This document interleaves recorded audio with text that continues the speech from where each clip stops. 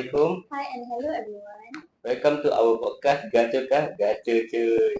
And today we will discuss about EBL.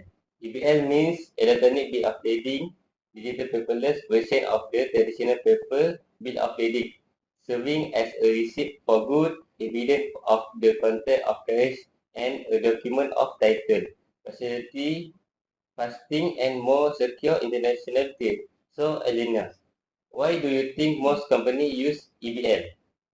Based on my knowledge, most companies switch to an electronic bill of lading system because they offer significant advantage for everyone involved in the logistic chain.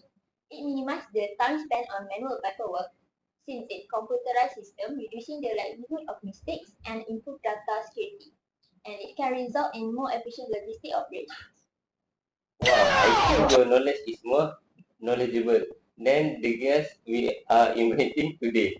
So, just the two of us today in digital trade and logistics. Please welcome Mr. Acham and Mr. Ain. Ta-da! So these are our guests for today. Can you please introduce yourself? Hi, my name is Mr. Aidil. I'm from the MSc company, currently working in the documentation department. And hi, my name is Mr. Asraf. I'm an expert for MES company, which is handling EBL for the company. And hi all, my name is Ain and I'm also from MERS company in the same department as Mr. Asraf.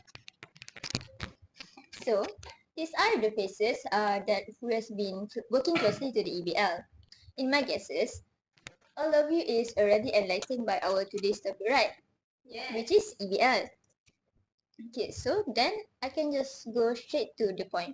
May I ask one of the experts to elaborate more on EBL? Can you answer? Okay, the point you give earlier is very accurate, but you miss a point. EBL also can save cost from printing, courier, and storage, which make the EBL system is much more cheaper to use. But unfortunately, it also have its problem and challenges. One of the problem is legal and regulatory barriers, which is lack of global acceptance. It's because the jurisdiction still require a physical bill of lading to be legally valid, as laws governing trade documents are often outdated. Okay, beyond legal issue, what about interoperability? Are companies struggling to connect different EBL systems?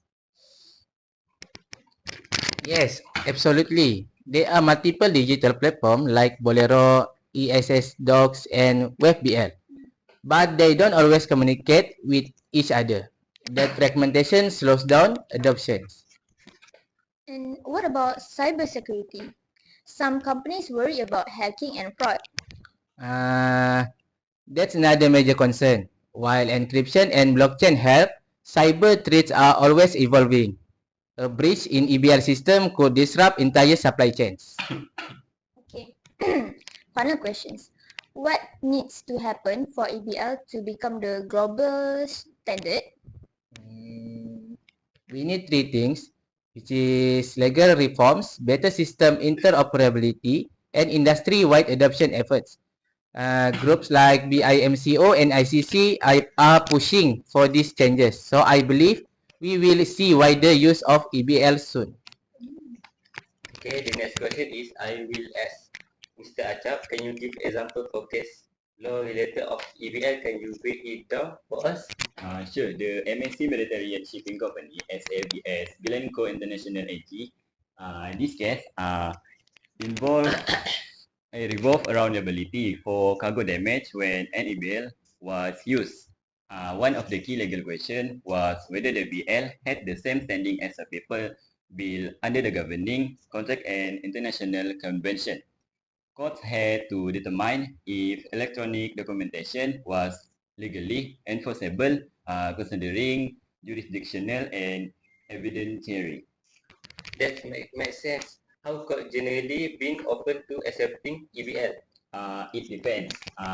Some courts, like the APL England case, accepted EBL, because both parties had agreed to use them in their contract. But in other cases, bank or company refuse to recognize them because they are not explicitly covered under other maritime laws. So, what should company do if they want to use EBL? First, make sure your contract clearly say that ABL are valid. And the second one is use a trusted digital trade platform like Mr. Ideal just mentioned to avoid disputes. And finally, keep up with legal changes because ABL are becoming more accepted worldwide. Alright, and we all did that information. We have covered the surface of EBL. But now, let's get into the legal side of things. And for that, we got Ain, our legal expert for today. So, tell us, electronic bill of lading actually legal? Sorry, my throat is sore. Okay, that's a great question. The short answer is yes, but their recognition depends on whether a country has the right legal framework in place. That's where the UN CITRA model law on electronic transferable records or MLETR comes in. That regulation established the legal principle that allow electronic trade documents, including EBLs, to be valid and enforceable. It sets requirements for security, reliability, and exclusive control, meaning that as long as an EBL meets these standards, it's legally recognized, just like any other official trade document. It is understandable, but are all countries following this law? Not yet, and that's a big challenge. Some countries like Singapore and the UK have already adopted MLETR, meaning they fully recognize EBLs. But others haven't updated their laws yet, which make cross-border trade complicated. For example, if a company uses EBLs in a country where they aren't legally recognized, they might face legal uncertainty or have to rely on workarounds. That's why global adoption of MLETR is crucial.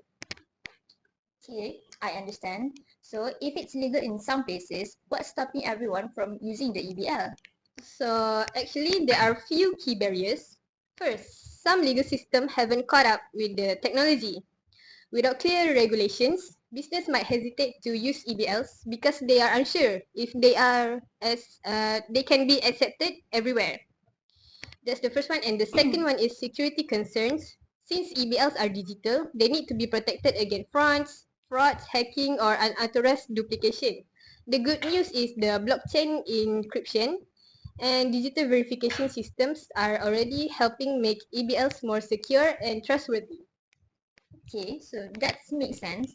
So how do we fix this problem?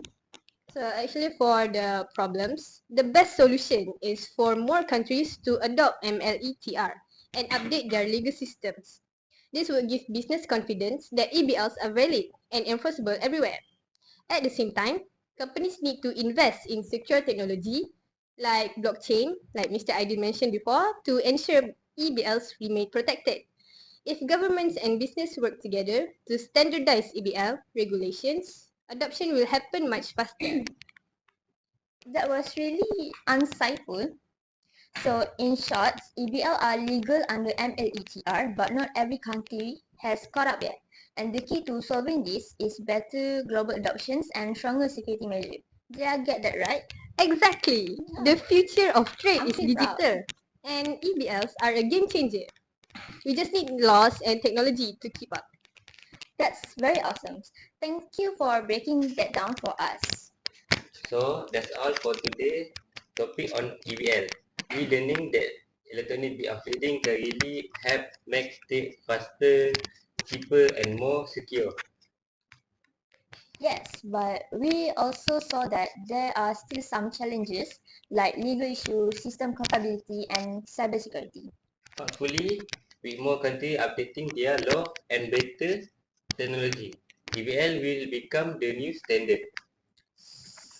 So, thank you to our guests for sharing their knowledge, and thanks to all of you for listening. This is the end of our podcast, and See you next time and Assalamualaikum and goodbye.